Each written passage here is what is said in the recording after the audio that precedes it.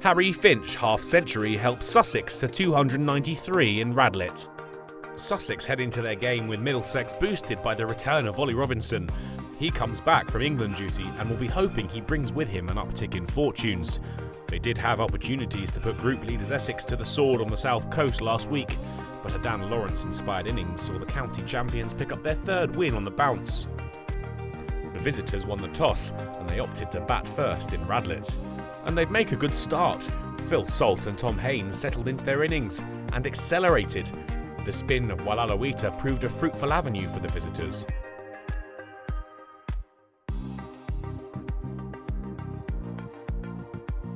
The partnership was worth 50 runs when Salt launched Cullen for 6 over the leg side, but they wouldn't get much further. Salt was removed by Andersson's first ball of the day, caught on the pull by Cullen. The loss of the opener did little to derail Sussex. Haynes picked up where Salt left off, slowing down a little but continuing to accrue as the morning session wound towards the lunch interval. By the time the home side had batted their way through to the break, they'd reached 80 for 1 and were well on their way to putting on a big first innings total. Tom Haynes' spell at the crease came to an unfortunate end. He had to hobble off with 29 to his name. But Finch and Clark were able deputies, and the pair steered Sussex past 100. That would be the extent of young Tom Clark's contribution though. Cullen saw him depart courtesy of a low diving catch from Sam Robson in the slips. The side steadied themselves. Ben Brown picked up boundaries off Walalawita, searching for the 150. That came with a Finch single. The spinner pushed into the offside. With another boundary off Walalawita, Brown ensured the third wicket partnership was worth 50 runs.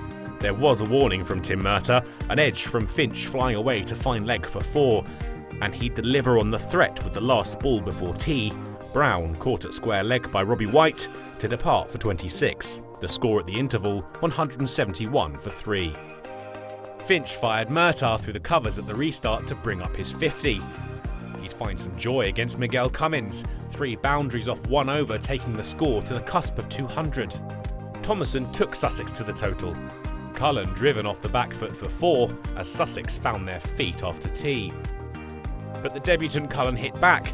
Finch's impressive knock curtailed at 69 as his edge went through to Simpson for a routine catch. Thomason followed soon after, outleg before for 10 to Andersson.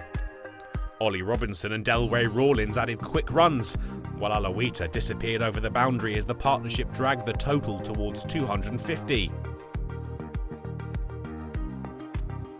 2 in 2 balls from Cummins gave Middlesex some renewed vigour. Robinson went first, trapped LBW for 19, and he was followed by Carson, out first ball.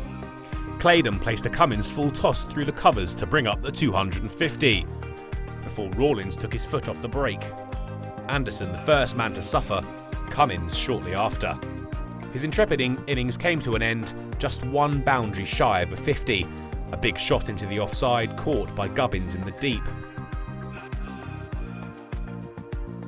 Andersson followed that wicket by removing Claydon in his next over, caught behind for 14. William Sheffield could only add 6 on debut, bowled by Murtagh to bring the innings to an end. Sussex were all out for 293, an impressive batting performance characterised by the aggressive innings of Rawlins late on. Middlesex will be pleased with the progress of Cullen in the wickets on debut. And Middlesex would have to wait for their reply to get up and running. The day of play brought to an end with the final Sussex wicket.